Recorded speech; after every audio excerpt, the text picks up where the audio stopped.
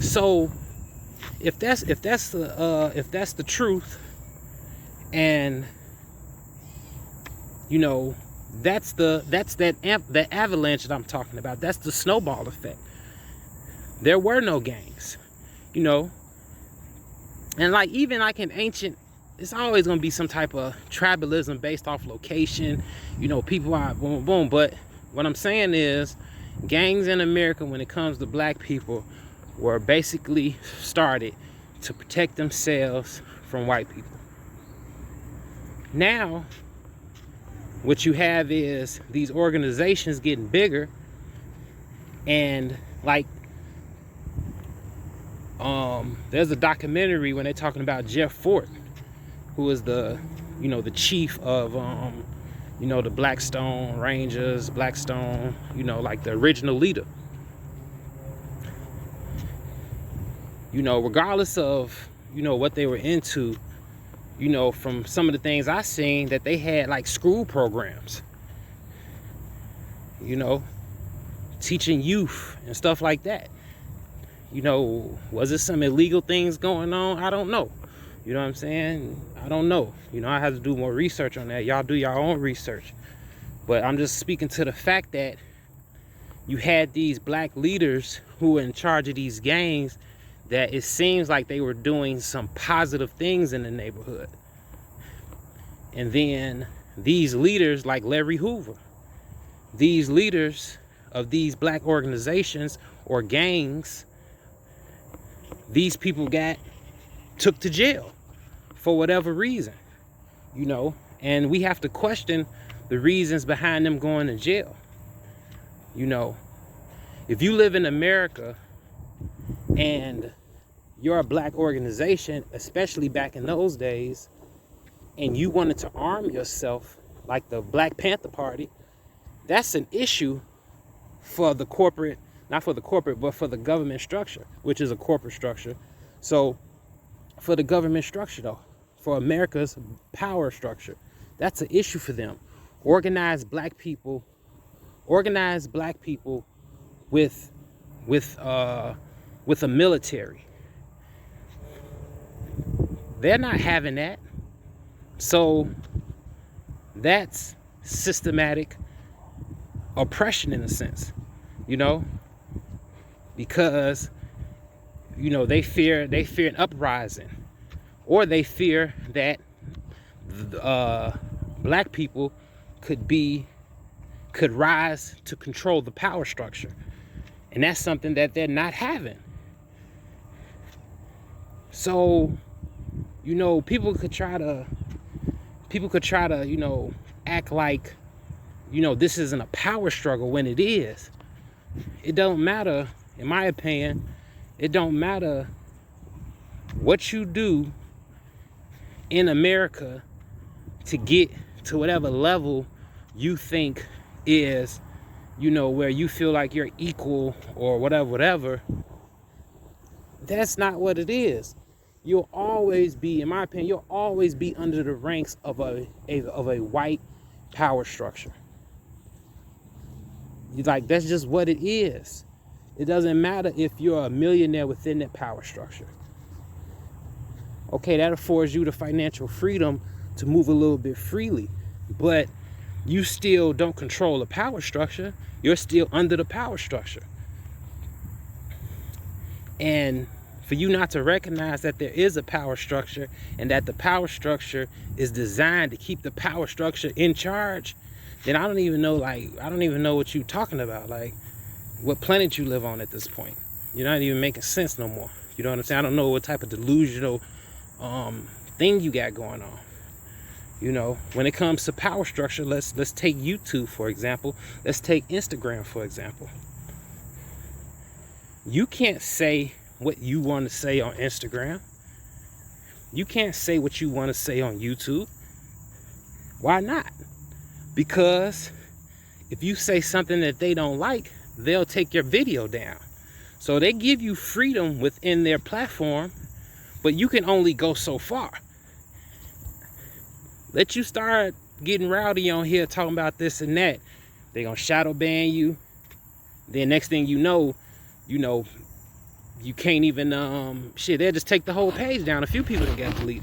You know what I'm saying? So that's the same thing we dealing with when we come to this whole thing, you know what I'm saying, this whole nation.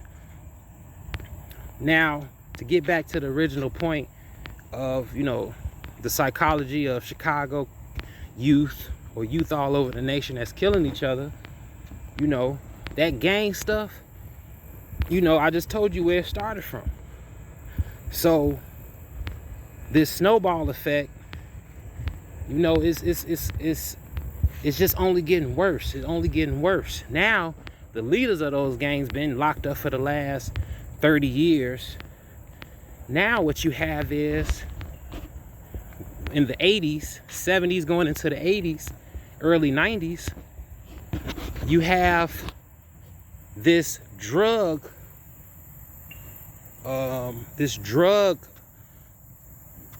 pandemic that hits all the neighborhoods. So now, you just came out the 70s with the Black Panther civil rights movement. Those leaders were killed. You know what I'm saying? Like this is all systematic racism right here. This is all systematic oppression. I don't know how we've gotten to a point as black people where we feel like this power structure is fair. Like, that doesn't even make no sense to me. But I just don't understand how you could, like, I don't get it. But, you know, obvious is not, maybe it's not just obvious to some people based off how they were brought up. You know what I'm saying? That weighs in. So, you know, we got the 80s come in, and now we got this influx of drugs in the neighborhood. We got poor black people who are, we have poor black teenagers who see that this particular drug, which is rocks, crack cocaine, can have them living a life of luxury. So you got poor, you got, you know, poverty-stricken, middle class, lower than middle class households, and probably some middle class households who want nice shoes, want nice cars, you know, want to have jewelry, you know, want to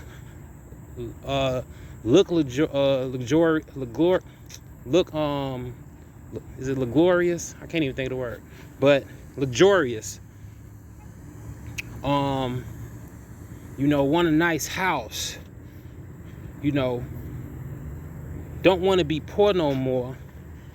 And one of the ways that they're using to, you know, reach this type of lifestyle in a fast way is by selling these drugs. Now, how did the drugs get into the communities? We already know this story. You see what I'm saying? We've seen movies that refer to it. We've seen documentaries about how they, you know, use the you know, the war on drugs to you know, pay for Contra, militia in South American countries and all this stuff. You know what I'm saying? This is all falls under systematic oppression, systematic racism. You know what I'm saying? And the power structure. You know, I don't got all the details, so I'm just kind of paraphrasing with the information just so y'all can get the gist. You know, it's bigger than Nino Brown. You know what I'm saying? It's bigger than Nino Brown. You know what I'm saying? And, you know, all this stuff has to be taken into account. So now you have these young drug dealers, and then you have the community that is using the drugs as well. So we're robbing our own people to benefit our own people, which is overall a self-detriment. You know what I'm saying? If I'm a drug dealer and I'm making thousands, hundreds of thousands of dollars selling rocks, but I'm getting rich off my own people, then, you know, you kind of like robbing Peter to pay Paul in a sense. You know what I'm saying? And it all, you know, ends up being our detriment. So that's what happened in the 80s and the 90s. That's the era that I grew up in. You know, I remember, you know, I just remember all the drug use. I remember the drug use. I remember, you know, the rocks being sold. You know what I'm saying? I remember the gang violence, you know, and, you know, it's sad that it's gotten to this point, but the only reason I'm doing this video is because he's telling, like I said, a half truth, and the more important part of the truth is it is up to us that we have to take accountabilities for ourselves to get out this situation. But in the same instance, you know, in your video, he'll point the finger at Obama and Lightfoot like they supposed to do something when they're just one person. And then you don't even want to get off into the Obama thing, because we already know, if you know what you know, you might not know, you know, where he stems from, what family he stems from. You know, where he got his education at. You know, Obama has been, what's the word I could use? He was basically brought up by elite white people to, you know, play the position that he played within the United States government. You know what I'm saying? So he was, to my knowledge, he was never anyone who was put in office to do anything significant for black people. And in actuality, he probably was put in office to do the opposite and just continue on with the continued power structure. So, you know, when it comes to Unified TV, I'm just like, you know, which is it? You know, do we need to take accountability, or are we pointing fingers at Obama and Lightfoot, what they do for their city? You know, and then it comes down to, are we just on the internet pointing fingers at people just to get our views up? You know what I'm saying? Like, you know, because now it gets to a point, if you're just doing that, then it gets to a point where you're part of the problem, because all you want to do is sit back and point fingers with your opinion, you know, which you're allowed to do. But what are you doing is the question we should be asking. You know what I'm saying? Besides sitting behind a microphone saying it's this person, calling people animals, you know what I'm saying? Sitting here, you know, propagating that systematic racism doesn't exist and systematic oppression doesn't exist. Like, you know, at this point, I don't even know. Like, you got to be either delusional or, you know what I'm saying, you just got to be retarded. And I'm not saying this to you specifically, you know what I'm saying, but I'm kind of saying it to everyone who kind of has this train of thought, you know. And, you know, excuse me for using retarded, you know what I'm saying? You got to be, you know, off your rocker.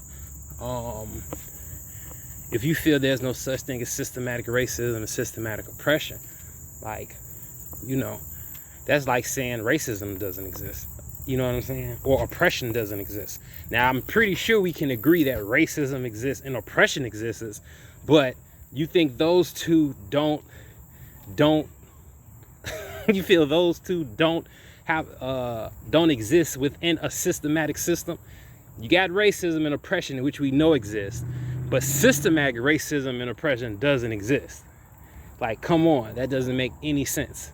You know what I'm saying? It's like, it don't make no sense. So, you know, me being from Chicago, and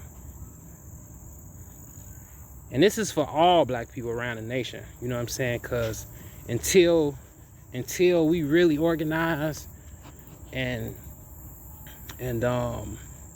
really come up with a game plan, you know, then it don't matter what city you from. regardless if you're from Chicago, Atlanta, New York, Missouri, St. Louis, wherever, California, Texas, no matter what state or city you from, until we organize and really come together and have one collective consciousness moving forward, one collective consciousness of righteousness moving forward, then you're on the losing team.